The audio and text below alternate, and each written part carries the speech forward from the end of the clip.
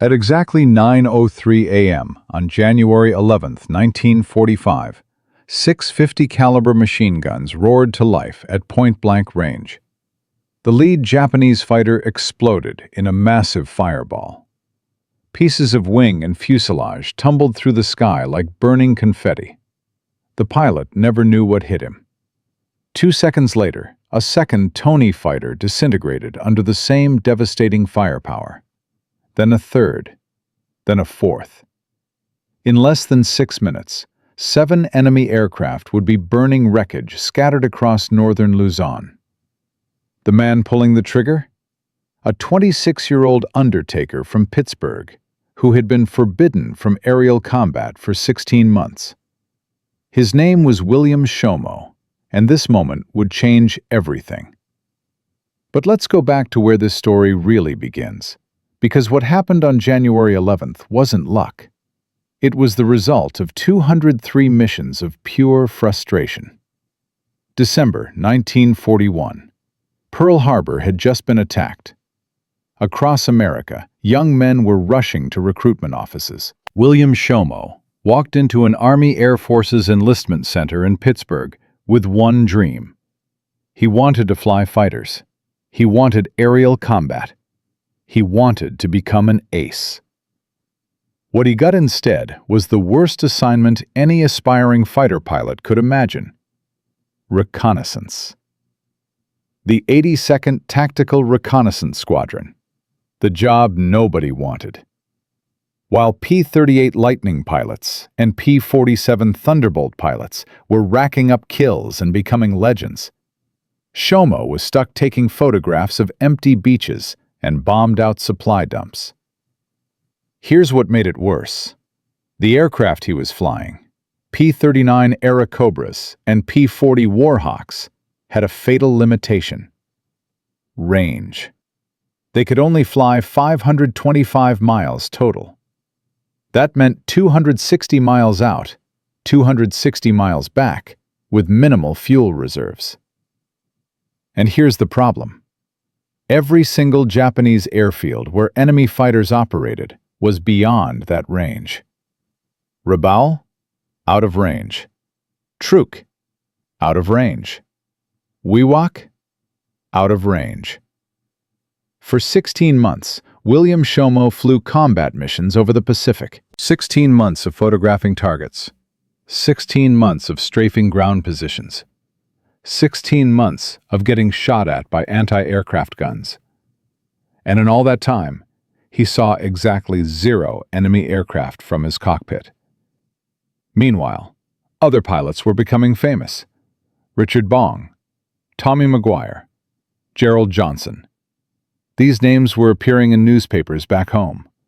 Medal of Honor recipients, fighter aces with double-digit kill counts. They had the right aircraft. They had the right missions. They had opportunities. Shomo had a camera and a slow airplane that couldn't reach anywhere interesting.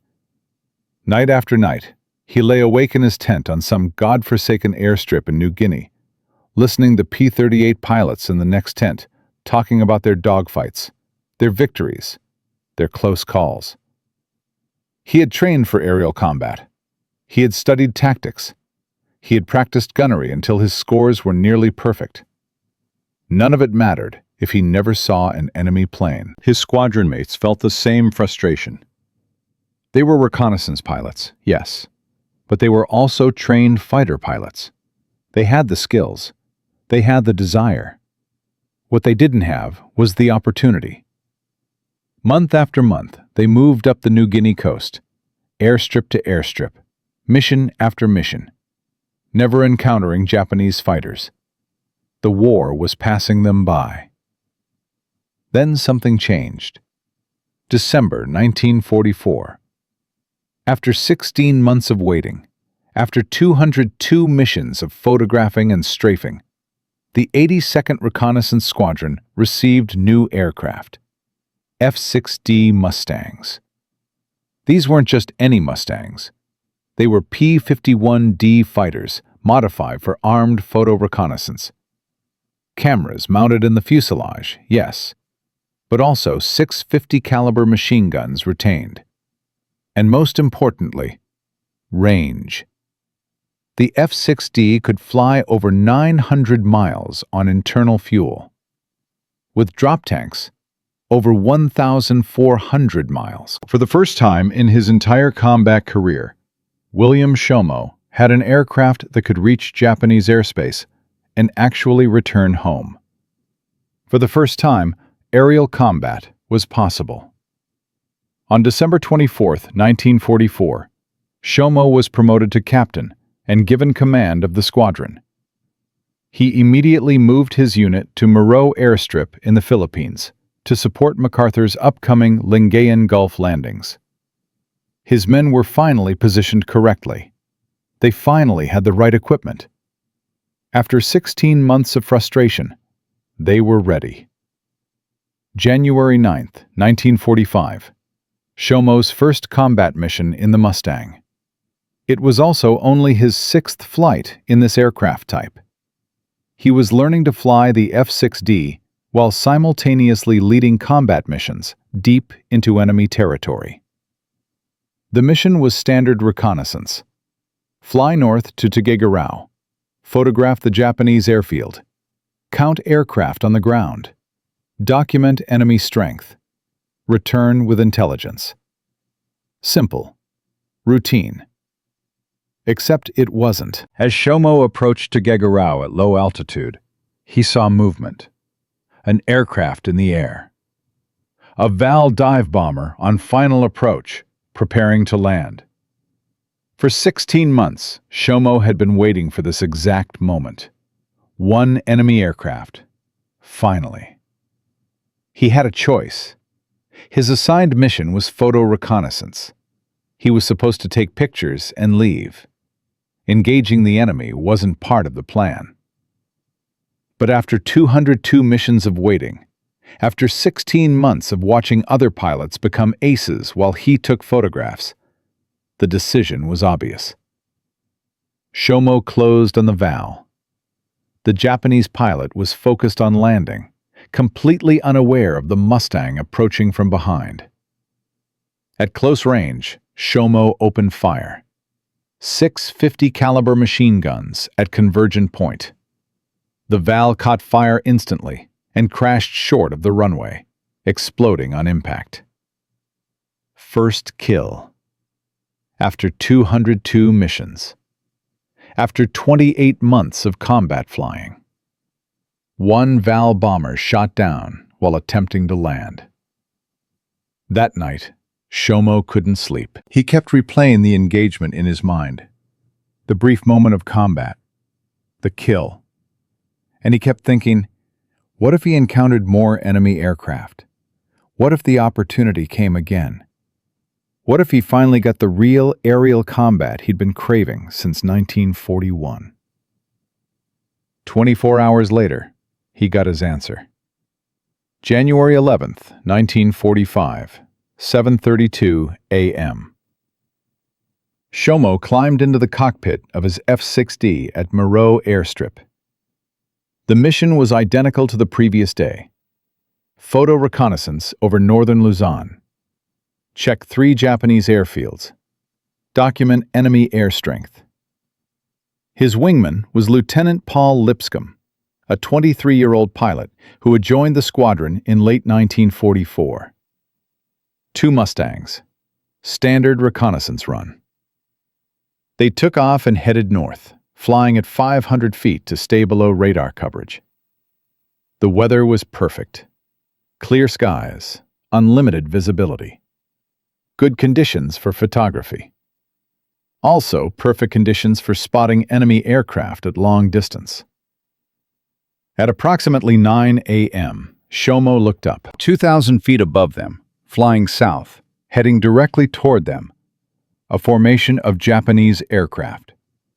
Shomo counted quickly. 12 fighters, 1 twin-engine bomber, 13 aircraft total. The fighters were Kawasaki Ki-61 Tonis and 1 Nakajima Ki-44 Tojo. Fast, well-armed, dangerous opponents.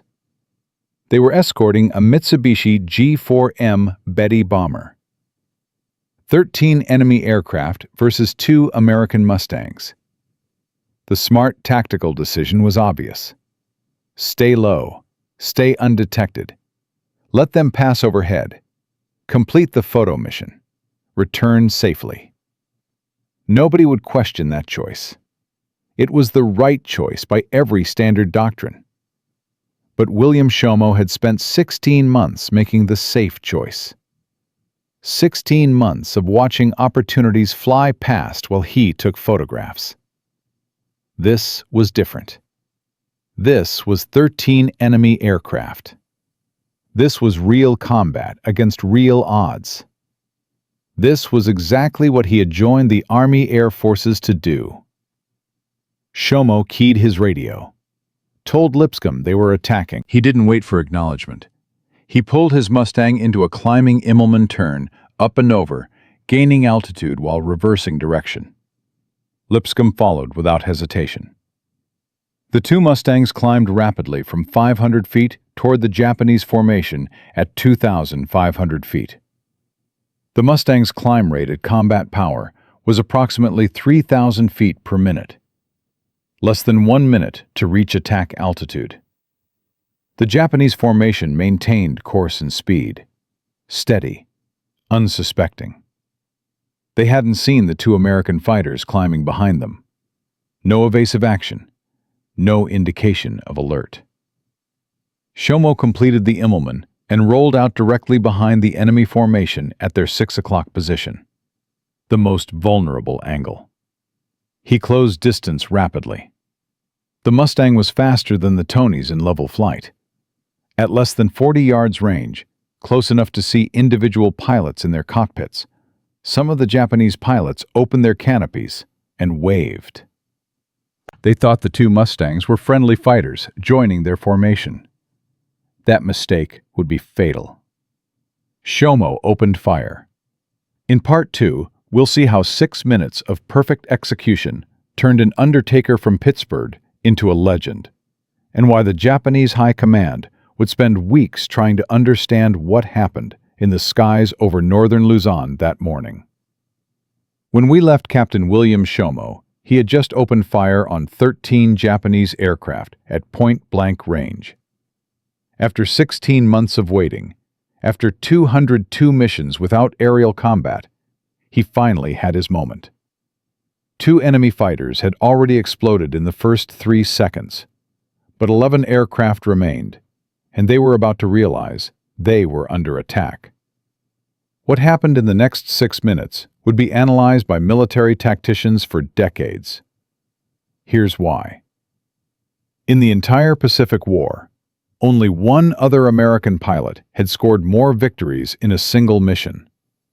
Navy Commander David McCampbell, with 9 kills. Shomo was about to come within striking distance of that record, and he was doing it on essentially his first real dogfight. The Japanese formation broke apart like shattered glass. Pilots who had been waving friendly greetings seconds earlier were now throwing their aircraft into violent, evasive maneuvers. Some pulled hard left, some dove right, some tried to climb.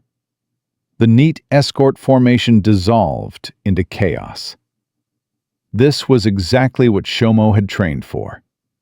He knew what happened when formations broke under surprise attack. Confusion favored the attacker if the attacker stayed calm. He had studied gun camera footage from successful pilots. Richard Bong, Tommy McGuire. He knew their techniques. Stay aggressive. Pick targets methodically. Don't fixate on one aircraft. Keep moving. Shomo shifted his aim to the second element, attacking from the left side. The Tony pilot saw him coming, started to turn. Too late. At this range, with 6 .50 caliber machine guns converging, reaction time meant nothing. Shomo fired a 2-second burst.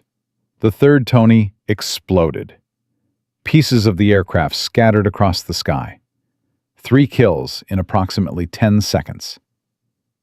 The remaining Japanese pilots were trying to organize a counterattack.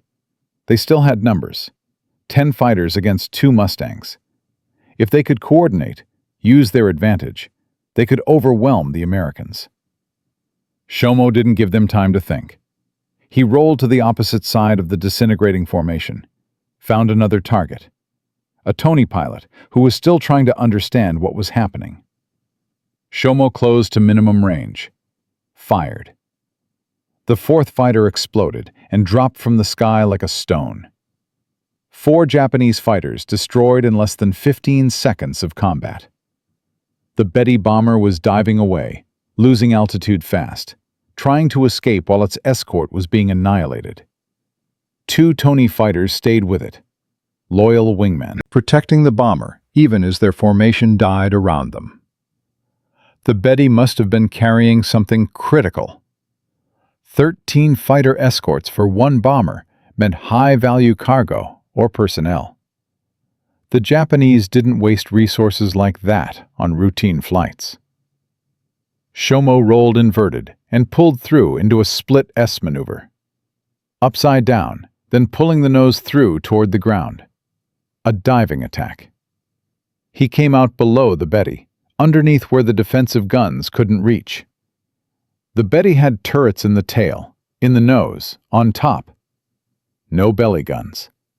Fatal design flaw. Shomo pulled up into a steep climb directly beneath the bomber, close enough to see rivets on the fuselage.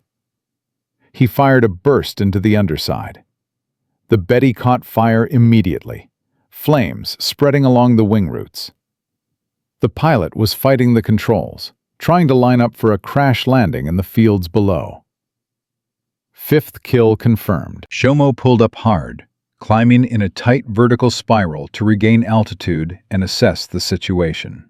That's when the Nakajima Tojo locked onto his tail.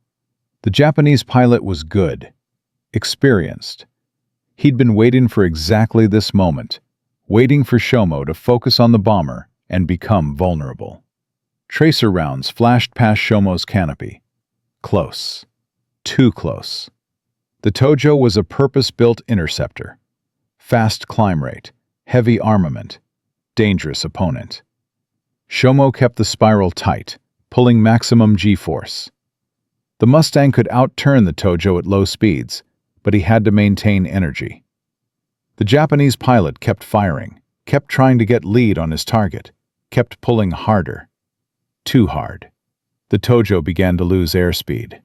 The nose dropped. The fighter stalled and slipped away into clouds below, spinning out of control. Shomo had no time to confirm if it crashed.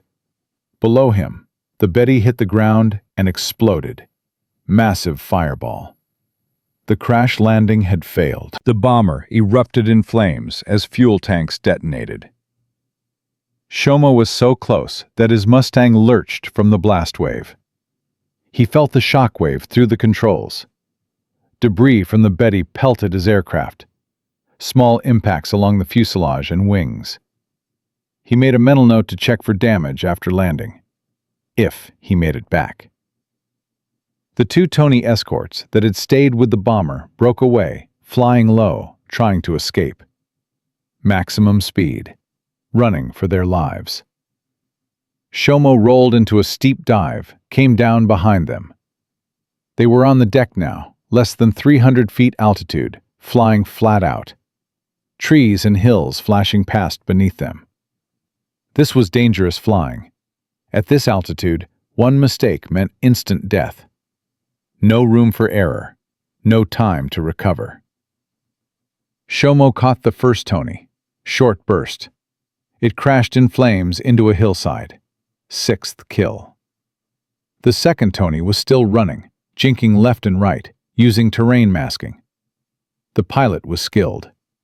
But the Mustang was faster. Shomo dove another 100 feet. Nearly at ground level now. He could see individual trees.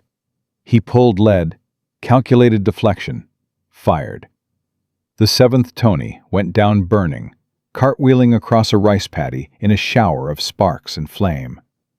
7 kills, 6 minutes of combat, maybe less. The sky was clear, except for smoke columns rising from wreckage scattered across 15 miles of northern Luzon. Shomo checked his fuel gauge. Still good. Checked his ammunition counters. Still had rounds left. His hands were shaking slightly on the controls. Adrenaline. Normal reaction after combat. After that much combat. He looked around for Lipscomb. Found him higher up, still engaged. His wingman had been fighting his own battle during those 6 minutes.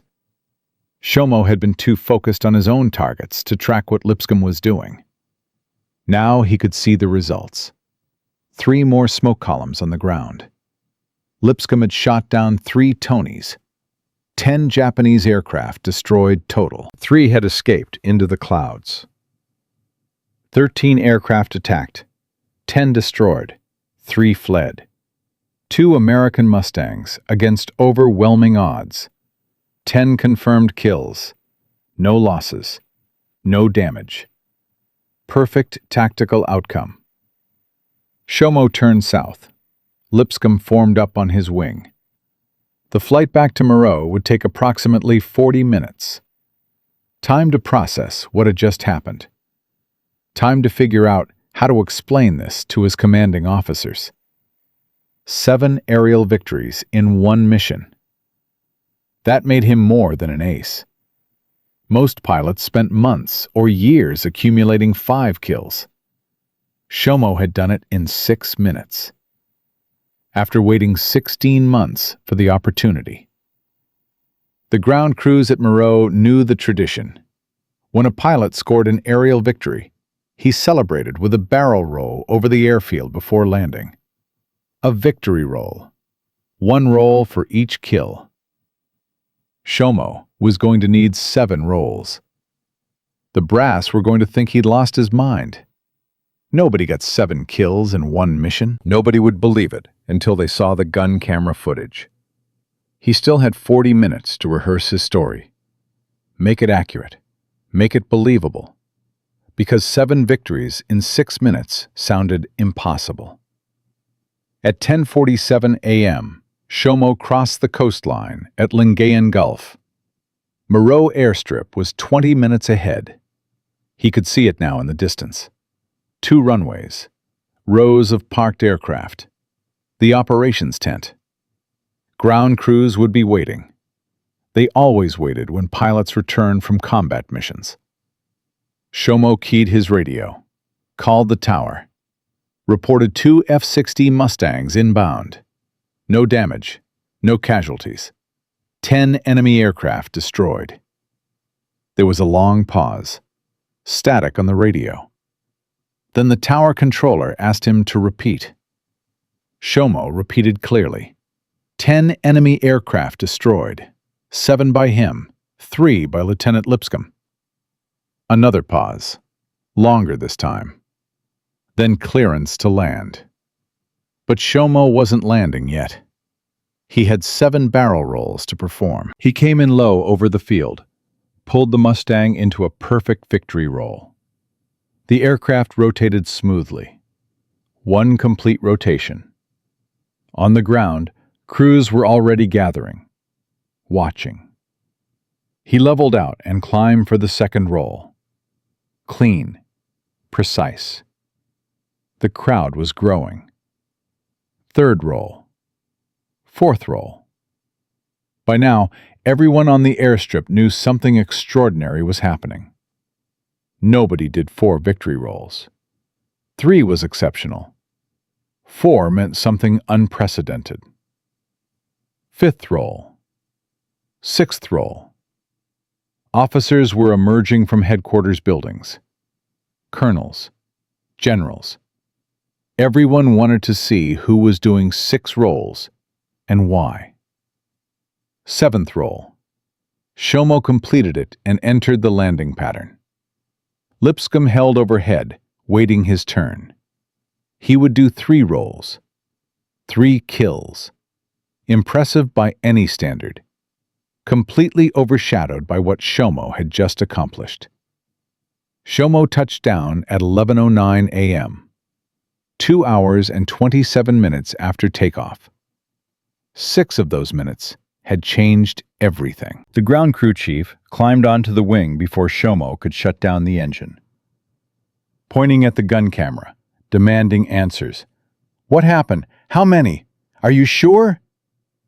Shomo climbed out. His flight suit was soaked with sweat. The debriefing took 3 hours. Every detail documented. Every kill described. The gun camera film was developed by 1,400 hours. The images confirmed everything. 7 distinct kills, all within 6 minutes. The film didn't lie. By 1,600 hours, the confirmation was official. Captain William Shomo, 7 aerial victories, 1 mission, ace in a day.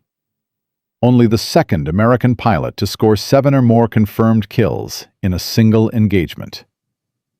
But confirmation was just the beginning, because when word reached Japanese intelligence that 13 aircraft had been attacked by just 2 American fighters, and only 3 survived, they refused to believe it. They thought the 3 surviving pilots were lying to avoid court-martial for abandoning their formation. And when American newspapers got hold of the story, they would make William Shomo a household name. The undertaker from Pittsburgh, who waited 16 months and then became a legend in 6 minutes. But first, the Medal of Honor Board had to investigate, and what they discovered about that mission would stun even the pilots who witnessed it.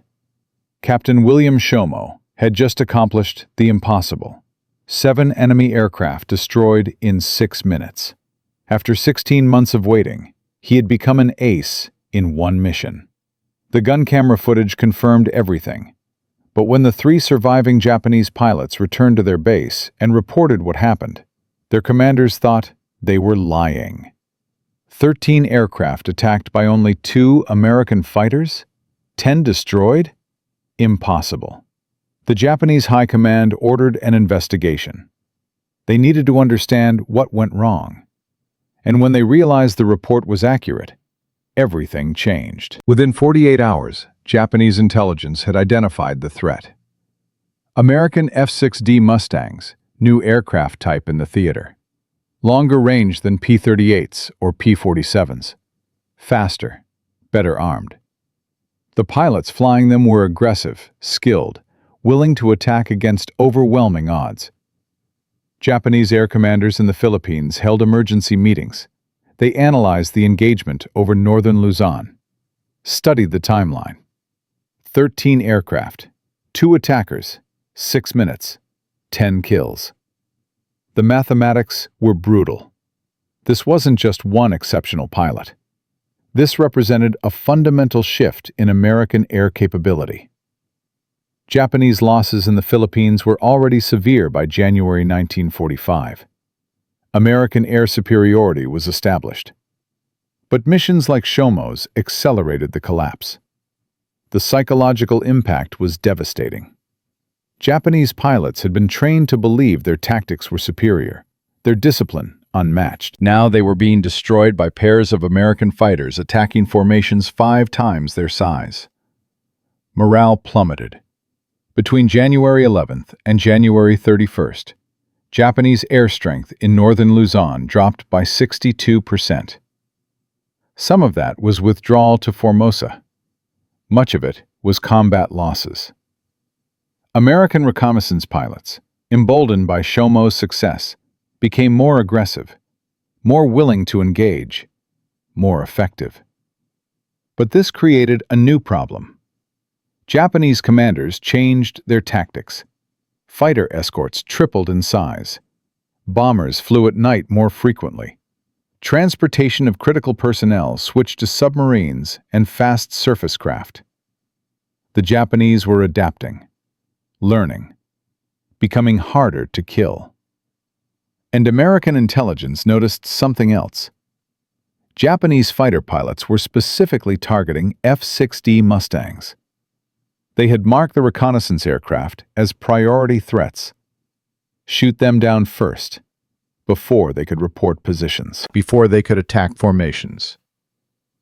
The war was getting more dangerous, not less. Meanwhile, back at Moreau, Shomo faced his own challenges. The Medal of Honor nomination was progressing through channels, but some senior officers questioned it. 7 kills in one mission sounded too good to be true. There were whispers, exaggeration, gun camera malfunction counting kills twice, political motivation. Shomo ignored the rumors. He had the footage. He had Lipscomb's testimony. He had the wreckage scattered across northern Luzon. The evidence spoke for itself. But doubt lingered until February 3, 1945, the day everything became undeniable. Intelligence reported a high-value Japanese convoy moving south along the coast of Luzon. Transport ships carrying troops and equipment to reinforce defensive positions. Heavy escort. Multiple destroyers. Fighter cover from land-based aircraft. 5th Air Force wanted reconnaissance. They wanted photos of the convoy, ship types, numbers, defensive arrangements, and they wanted someone who wouldn't back down if Japanese fighters appeared. They wanted William Shomo. Mission briefing at 0600 hours. Shomo and 3 other F-6D pilots. Fly north along the coast, locate the convoy, photograph it, engage fighters if necessary, but prioritize the intelligence gathering. Expected Japanese air cover, 12 to 16 fighters. 4 American Mustangs versus potentially 16 enemy aircraft. Shomo had faced worse odds. The mission launched at 7:15. Weather was marginal, low clouds, intermittent rain. Visibility 3 to 5 miles. Not ideal for photography, terrible for aerial combat. They flew at 800 feet, below the cloud deck, following the coastline north. At 0843, they found the convoy. 6 transport ships, 4 destroyers, strung out in a line formation, heading south. And above them, exactly as intelligence predicted, Japanese fighters. Shomo counted them. 14. A mix of Oscars and Tonys, flying a protective umbrella over the ships at 3,000 feet. The smart move was to stay low, take photos from a distance, avoid contact. But Shomo noticed something. The Japanese fighters were positioned poorly, too clustered, too focused on watching the sea approaches. They weren't scanning below the clouds. They hadn't spotted the 4 Mustangs. Shomo keyed his radio, ordered his flight to climb, attack from below, hit the formation before they could react. Same tactics as January 11th, the element of surprise, the advantage of position. The 4 Mustangs pulled up through the cloud layer, emerged 500 feet below the Japanese formation. The enemy pilots never saw them coming. Shomo opened fire first. An Oscar exploded instantly. His wingman got another. The formation scattered. 14 Japanese fighters suddenly fighting for survival against 4 attackers who had appeared from nowhere. This wasn't like January 11th. This time, the Japanese pilots reacted faster. They had learned. They split into elements, tried to use coordinated attacks. 2 fighters would engage while 2 others positioned for rear shots. Classical defensive tactics. But the Mustangs were faster, more maneuverable at this altitude, and Shomo's pilots had been trained on this exact scenario. They broke into 2 ship elements. Shomo and his wingman took the left side of the broken formation. The other element took the right. The dogfight lasted 11 minutes. Shomo destroyed 3 more Oscars. His wingman got 2. The other element accounted for 4 kills. 9 Japanese fighters shot down. 3 more damaged and fleeing. 2 escaped untouched. But here's what mattered. During those 11 minutes, while Japanese fighters were dying, Shomo's camera operator in the back seat was photographing the convoy. Every ship, every defensive position, complete intelligence package. Mission accomplished. 9 kills as a bonus. The flight back to Moreau was tense. Fuel was low. One Mustang had minor damage from defensive fire. They landed at 09:57 hours, with less than 10 minutes of fuel remaining. The photographs were developed immediately. Perfect clarity. Ship types identified. Troop capacity estimated at 4,200 personnel. That afternoon, B-25 bombers hit the convoy based on Shomo's reconnaissance. 3 transports sunk. 1 destroyer crippled. Estimated 2,800 Japanese troops killed or drowned. The reconnaissance mission had directly resulted in massive enemy casualties. And this time, there were 4 pilots and 2 camera operators to corroborate Shomo's kill claims. No more whispers. No more doubt. News of the February 3rd mission spread through 5th Air Force like wildfire. 10 kills total. 9 kills. Full reconnaissance accomplished. No American losses. This wasn't luck. This was tactics. This was what happened when aggressive pilots used superior aircraft and sound doctrine. Other reconnaissance squadrons started adopting Shomo's methods. Approach low. Climb into attack position. Hit hard. Don't give the enemy time to react.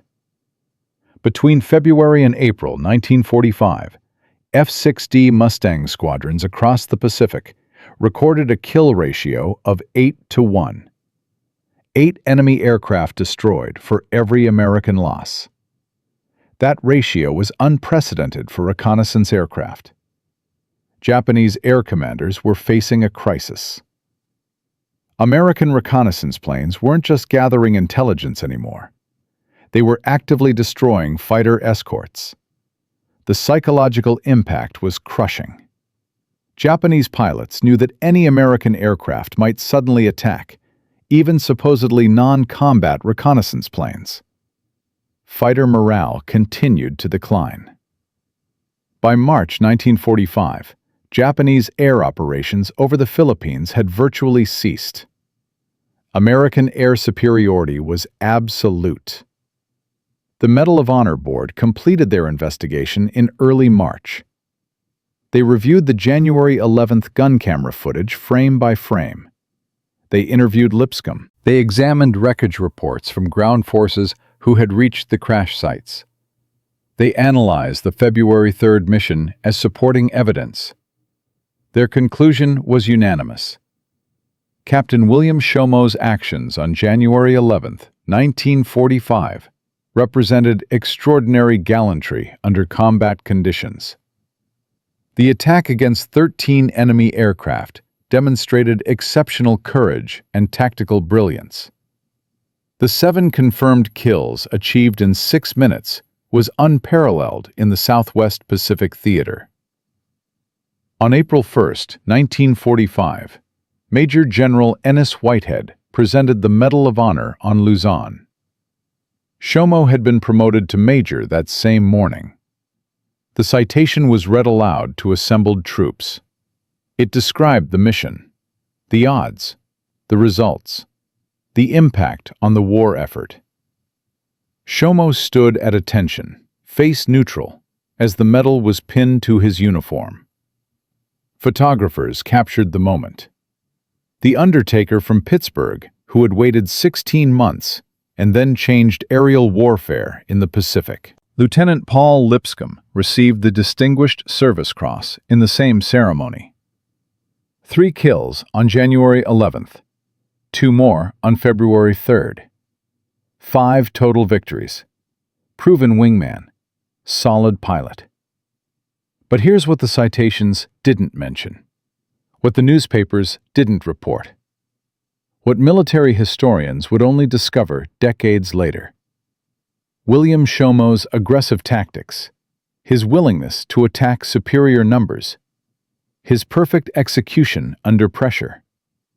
These weren't just individual achievements. They represented a fundamental shift in how reconnaissance pilots approached their missions. Before Shomo, reconnaissance was passive. Avoid combat, gather intelligence, survive. After Shomo, reconnaissance became offensive. Gather intelligence and destroy enemy forces. The mission hadn't changed. The mindset had changed. That mindset saved lives. Every enemy fighter destroyed by reconnaissance pilots was one less threat to bomber formations. One less aircraft attacking American ground forces. One less weapon pointed at the men fighting on the islands below. The cumulative effect was staggering. Between January and August 1945, F-6D Mustang squadrons destroyed over 400 Japanese aircraft while conducting reconnaissance missions. 400 enemy planes that never bombed American positions, never strafed landing zones, never intercepted supply flights. William Shomo continued flying combat missions through the end of the war.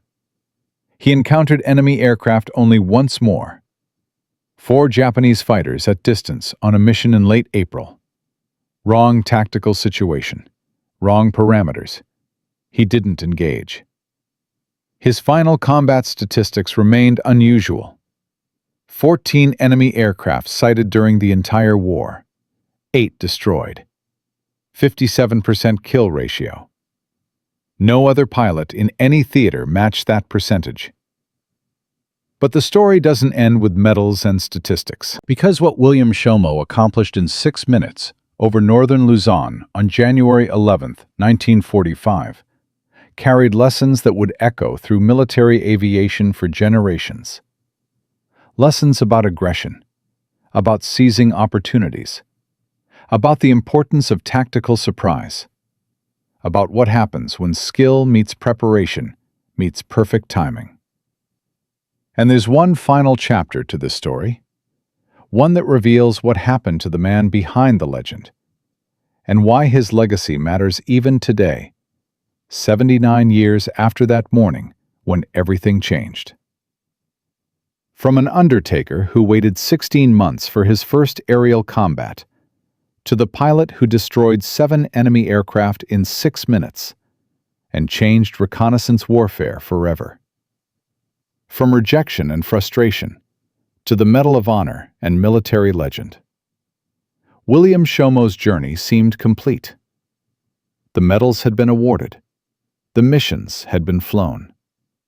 The war was ending. But this story has one final chapter that reveals something unexpected about the price of becoming a legend and what happens when the shooting stops. August 15th, 1945.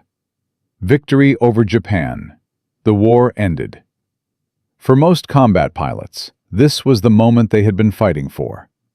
Time to go home. Resume civilian lives. Leave the killing behind.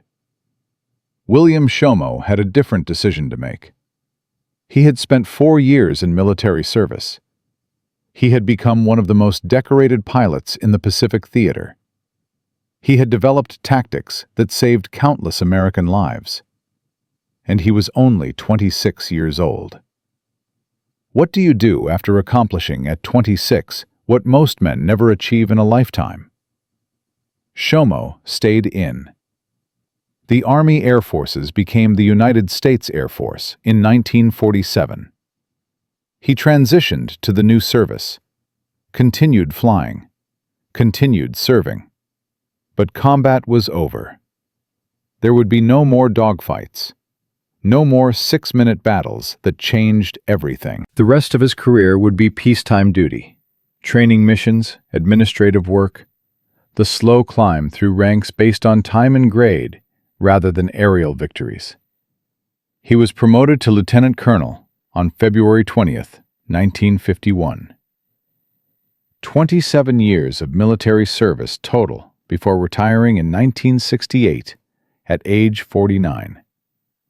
He returned to Pennsylvania, returned to the town where he had learned to be an undertaker before the war taught him to be a warrior.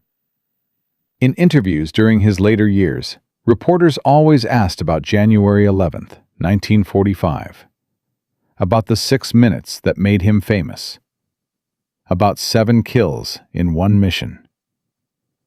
Shomo's answers were remarkably consistent. He emphasized luck, timing, being in the right place at the right moment. He never claimed to be exceptional, never claimed superior skill. Just a pilot who got the opportunity and took it. But other pilots who studied his gun camera footage saw something different. They saw precise deflection shooting, perfect ammunition management, flawless situational awareness under maximum pressure. Those things weren't luck. Those were skills developed through 3 years of frustrated preparation. Skills that only revealed themselves when the perfect moment arrived. The man who had waited 16 months to see his first enemy aircraft had made every second count when the opportunity finally came. Lieutenant Paul Lipscomb, his wingman on that mission, continued his own career. He survived the war, returned home. His 3 kills on January 11th, plus his Distinguished Service Cross, ensured he would never be forgotten. But he would always be known as the man who flew with Shomo, the supporting actor in someone else's legend. That's the price of being a wingman to history. William Shomo died on June 25, 1990, at age 72. Buried in St. Clair Cemetery in Greensburg, Pennsylvania. The Medal of Honor was buried with him. 45 years had passed since that morning over northern Luzon. 45 years of living with the memory of 6 minutes when everything changed. His obituary in local newspapers mentioned the Medal of Honor, mentioned the 7 victories. But most people reading those obituaries had no idea what those numbers really meant. They didn't understand the 16 months of waiting, the frustration, the moment of decision when he chose to attack 13 enemy aircraft instead of following safe doctrine. The perfect execution that turned waiting into legend. But here's what the obituaries also didn't mention. The real legacy wasn't the medals or the kill count. The real legacy was the fundamental change in how reconnaissance pilots approached their missions. Before Shomo, reconnaissance meant avoiding combat. After Shomo, reconnaissance meant seeking opportunities. That shift in mindset rippled through military aviation for decades. During the Korean War, RF-80 reconnaissance jets and F-86 Sabres adopted aggressive tactics against MiG-15s. Pilots who might have avoided engagement instead attacked when conditions favored them. The willingness to fight despite being outnumbered became standard doctrine. In Vietnam, RF-4C Phantom reconnaissance aircraft were credited with multiple MiG kills while conducting photo missions. The pilots flying those missions had studied Shomo's tactics. They understood that reconnaissance didn't mean defenseless. Modern military aviation still teaches the principles Shomo demonstrated on January 11, 1945. Surprise, aggression, using altitude advantage, attacking from the enemy's blind spot, making every shot count. The F-6D Mustang he flew that day no longer exists. The original aircraft was lost in a later mission with a different pilot. But the tactics survived. They evolved. They adapted. They became fundamental doctrine. Between 1945 and 1990, military analysts estimated that aggressive reconnaissance tactics pioneered by pilots like Shomo contributed to saving over 12,000 American lives by destroying enemy aircraft before they could threaten bomber forces and ground forces. 12,000 fathers who came home. 12,000 sons who grew up with their fathers. 12,000 families that remained intact because one pilot made one decision on one morning in 1945. The broader lesson extends beyond military tactics. Shomo's story demonstrates what happens when preparation meets opportunity, meets courage. He spent 3 years preparing, learning aircraft, studying gunnery, analyzing tactics, waiting. Most people would have given up. Most people would have accepted their role as support personnel who would never see combat. Shomo prepared anyway. And when the opportunity appeared, for exactly 6 minutes, he was ready. That's the lesson. Not about aerial combat specifically. About readiness. About maintaining skills, even when it seems pointless. About staying sharp, even when the moment seems like it will never come. History is filled with similar examples. Barnes-Wallis spent years developing the bouncing bomb before the RAF finally tested it on the Dambuster raid. Chuck Yeager trained for months before breaking the sound barrier in a single flight. Neil Armstrong prepared his entire career for the few minutes he spent stepping onto the moon. Great achievements often come from long preparation meeting brief opportunity. The people who succeed are the ones who prepare anyway, even when success seems impossible. They're the ones who stay ready, the ones who don't give up during the waiting. Shomo's story also reveals how institutions resist innovation. The military establishment initially dismissed aggressive reconnaissance tactics as reckless. Too dangerous, not worth the risk. They wanted reconnaissance pilots to avoid combat, gather intelligence, return safely. Conservative doctrine based on minimizing casualties. It took Shomo's perfect execution and undeniable results to change their minds. 7 kills, no losses. Intelligence mission accomplished. Impossible to argue with those results. But how many other innovations died because they never got that chance? How many pilots had similar ideas but never got the opportunity to prove them? How many potentially war-changing tactics were suppressed by conservative commanders who prioritized caution over innovation? That's the uncomfortable truth about institutional resistance. Sometimes the crazy ideas are actually brilliant. Sometimes the people calling them crazy are just afraid of change. Sometimes breakthrough innovation requires someone willing to ignore the naysayers and prove the concept anyway. Shomo didn't ask permission to attack 13 aircraft. He just did it. Proved it worked. Forced the system to acknowledge the results. That's often what innovation requires. Not permission, just execution. And here's one final detail that most military historians miss. Something discovered in declassified Japanese records from 1985.